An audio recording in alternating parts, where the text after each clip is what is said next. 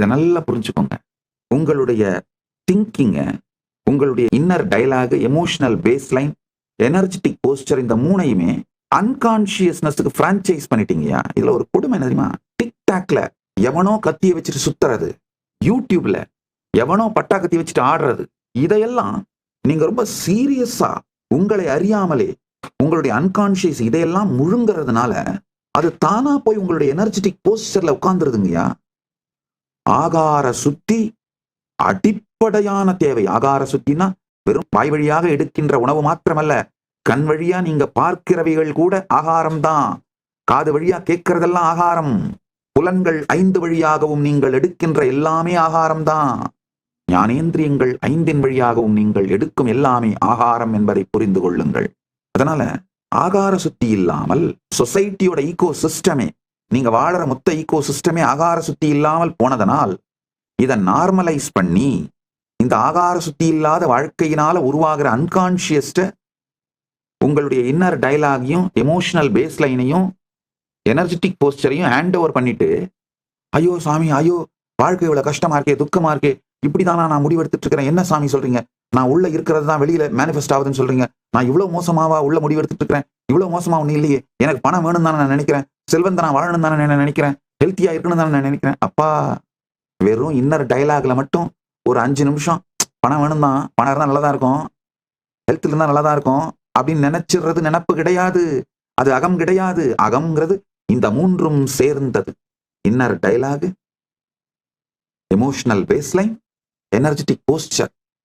இந்த 3ம் சேர்ந்து நீங்கள் எவ்வாறு இருக்கின்றீர்கள் என்று சற்றே சாட்சியாக பாருங்கள். இன்னர் டயலாக்ல கூடங்கய்யா ஒரு 5 நிமிஷம் தான் ஹெல்த் இருந்தா நல்லா இருக்கும், வெல்த்தியா இருந்தா நல்லா இருக்கும்லாம் தோணும். ஆனா ஹெல்த்துக்கு தேவையானது எதையாவது செய்வோமா? கிடையாது. ஹெல்த்தியாலேயே ஹெல்த் இருந்தா நல்லா இருக்குமே யோசிச்சுட்டு முடிச்ச உடனே சட்டி பிரியாணி, அது என்ன பக்கெட் பிரியாணி, ஐயோ பக்கெட் பிரியாணி தின்னுட்டு பாட்டில் அப்படியே குடிக்கிறது. இல்ல சாமி, பழகிடுச்சு சாமி, விட முடியல சாமி. சரி, அட்லீஸ்ட் வில்லேஜ் வச்சுட்டு இதெல்லாம் பண்ணு. நீ செத்து போனே உடம்ப என்ன பண்ணணும்? புதைக்கணுமா, எரிக்கணுமா? அதுக்கு ஏதாவது பணத்தை சேர்த்து வச்சுட்டு இருக்கிறதெல்லாம் யார் யாருக்கு பிரிச்சு வைக்கணும், ஏதாவது வச்சிருந்தீங்கன்னா அதை யார் யாருக்கு பிரிச்சு வைக்கணுமோ எழுதி வச்சிரு, பில் எழுதி வச்சிரு. இந்த மாதிரி நான் தொடர்ந்து குடிப்பதனால், தொடர்ந்து மாம்சம் உண்ணுவதனால், உடல் நலத்துக்கு தகாத உணவுகளை கொண்டு வாழ்வதனால் எப்ப வேணா இது புட்டுட்டு போயிரும். உட்கார்ந்து எழுதுனீங்கன்னா தான் இந்த உண்மை புரியும். என்ன சாமி, புது வருஷம் பிறக்கிற நேரத்தில் இப்படி எல்லாம் சொல்றீங்களே, தயவு செய்து என்னை மன்னித்து விடுங்கள். நேர்மறையாகவும் ஒரு சத்தியத்தை சொல்ல வேண்டும், எதிர்மறையாகவும் அந்த சத்தியத்தை சொல்ல வேண்டும். அதாவது சரியானதை செய்தால் வாழ்க்கை எப்படி இருக்கும் என்றும் நான் உங்களுக்கு சொல்ல வேண்டும், சரியானதை செய்யவில்லை என்றால் வாழ்க்கை எப்படி போகும் என்பதை உங்களுக்கு சொல்ல வேண்டிய கடமை எனக்கு இருப்பதனால் சொல்லுகின்றேன். இது வலித்தால் என்னை மன்னித்து விடுங்கள். ஆனால் நான் சொல்வது உண்மை, நான் சொல்வது சத்தியம். உட்கார்ந்து வில் எழுதுனீங்கன்னா அட்லீஸ்ட் உரைக்கும். ஆமாண்டா, இது எப்போ வேணா பொட்டுன்னு புட்டுட்டு போயிருண்டா. நன்றாக புரிந்து கொள்ளுங்கள். உங்க இன்னர் டயலாக் எவ்வளவு கான்ஃபிளிக்ட்ஸோட ஸ்ட்ரென்த் இல்லாம இருக்குன்னு புரிஞ்சுக்கோங்க. ஒரு பிளிம்சியா இருக்கு. ஒரு பிளாஸ்டிக் ஷீட்டை கேடயமா வச்சுக்கிட்டு, ப்ரொடெக்ஷனா வச்சுக்கிட்டு நியூக்ளியர் பாம் வாருக்கு போனீங்கன்னா என்ன ஆகும்? அதை தான் ஒரு பிளிம்சியான இன்னர் டயலாக வச்சுட்டு இந்த உலகத்தை வாழ போனீங்கன்னா என்ன ஆகும்? வாழ்க்கையை வாழ போனீங்கன்னா. அதனால உங்கள் அகம் உயிர்ப்புணர்வோடு, உயிரின் உயிர்ப்போடு இந்த இன்னர் டயலாகும் எமோஷனல் பேஸ்லைனும் எனர்ஜெட்டிக் போஸ்டரும் பவர்ஃபுல்லா கான்சியஸா இருக்கணும்னா முதல் வேலையை நீங்க செய்ய வேண்டியது, என்ன நடக்குதுன்னு அப்படியே சாட்சியா பாருங்க, ரெக்கக்னைஸ் பண்ணுங்க உள்ள நடக்கிறத. ஐயா, வேற ஒண்ணும் இல்லைங்க. ஒரு சின்ன உதாரணம்.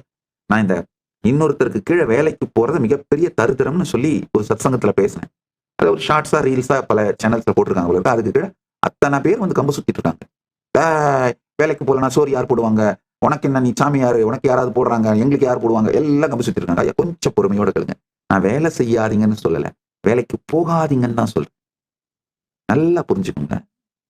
இன்னொருத்தருக்கு கீழே வேலை செய்யறதேங்கய்யா உங்க வாழ்க்கைக்காக நீங்க திங்க் பண்றதை பிரான்சைஸ் பண்ணி விட்டுறீங்கயா. உங்க வாழ்க்கையை நீங்க டிசைன் பண்றதையே இன்னொருத்தருக்கு பிரான்சைஸ் பண்ணி விட்டீங்கன்னா நீ வாழறதை விட செத்துடலாமே.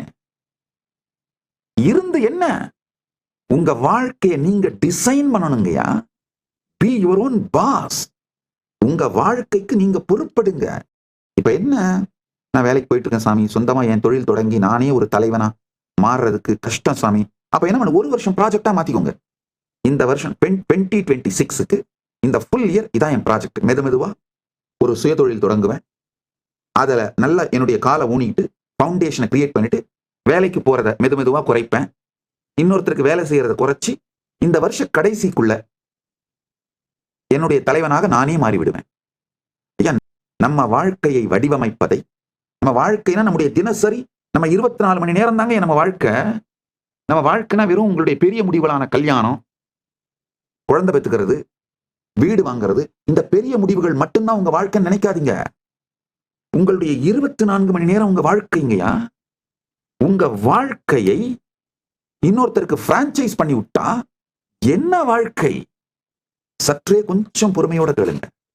உங்களுடைய 24 மணி நேரத்தை ஒரு மாச சம்பளத்துக்காக, சரி நீங்க 24 மணி நேரம் வேலைக்கு போறதா 8 மணி நேரம் கூட வச்சுக்கோங்களேன், உங்களுடைய மேஜர் எனர்ஜெட்டிக்கான பிரைம் டைம், நீங்க அவேரா கான்சியஸா ஆக்டிவா இருக்கிற உங்க பிரைம் டைமை இன்னொருத்தட்ட கொடுத்து விட்டீங்கன்னா, அவங்க டிசைன் பண்றாங்கன்னா, உங்க லைஃப்ல எப்படி உங்களுக்கு ஃபுல்ஃபில்மெண்ட் வரும்? நீ எத்தனை கோடி வைத்திருந்தாலும் இன்னொருத்தனுக்கு கீழே வேலை செய்யறன்னா நீ ஃபெயிலியர் தான்.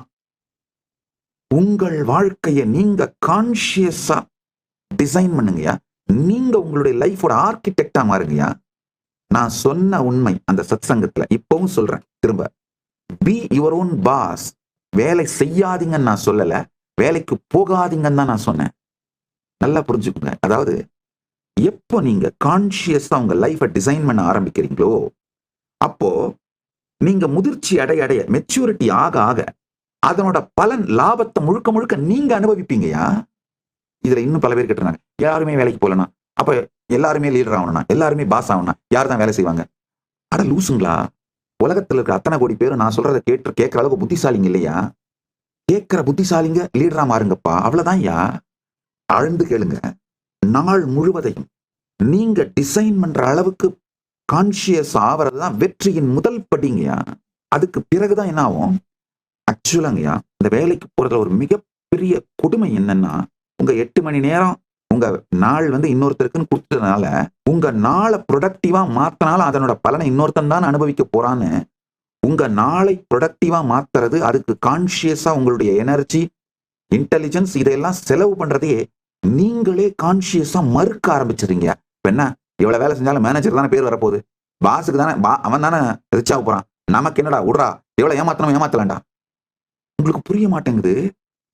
முதல்ல பாஸையும் மேனேஜரையும் ஏமாத்துறதுக்காக உங்களுடைய எஃபிஷியன்சி, எனர்ஜி, இன்டெலிஜென்ஸ், டேலண்ட் இதெல்லாம் யூஸ் பண்ணாம இருக்க ஆரம்பிச்சு மெதுவா அந்த டேலண்ட்ஸ்லாம் உங்களை விட்டு போய் உண்மையிலேயே தத்தியா ஆயிடுறீங்க. இது உங்களுடைய அகத்திற்கு, உங்களுடைய கான்சியஸ்னஸ், உங்களுடைய இருப்புக்கு நீங்கள் செய்து கொள்ளும் துரோகம்ங்கயா. ஆனாங்களே தலைவனா இருந்தா, அதாவது உங்களுடைய செயல், உங்களுடைய டைம், ட்ரெஷர், டேலண்ட் இதையெல்லாம் நீங்க போட்டு, உங்களுடைய வாழ்க்கையை போட்டு நீங்க செய்யற செயல்களோட பலன்கள் உங்களுக்கே தான் வரப்போகுதுன்னா, அது உங்களையே தான் வளப்படுத்த போகுதுன்னா, அப்போ உங்களை நீங்களே தொடர்ந்து அப்கிரேட் பண்ணிக்கிட்டே இருப்பீங்க. கான்சியஸா மெச்சூர்ட் ஆகிட்டே இருப்பீங்க. உங்களுடைய குறிக்கோள்கள் வளரும். உங்களுடைய வாழ்க்கையின் போக்கு மலரும். உங்களை தொடர்ந்து முழுமையானவராக நீங்கள் உணர்வீர்கள். அந்த முழுமைத்தன்மையிலிருந்து மேலும் மேலும் வெற்றியை உருவாக்குவீர்கள். மீண்டும் ஒரு முறை கதவை திற, காற்று வரட்டும். பகவான் ஸ்ரீ நித்யானந்த பரமசிவம் அருளும் சிறப்பு நீரலை சத்சங்கம்.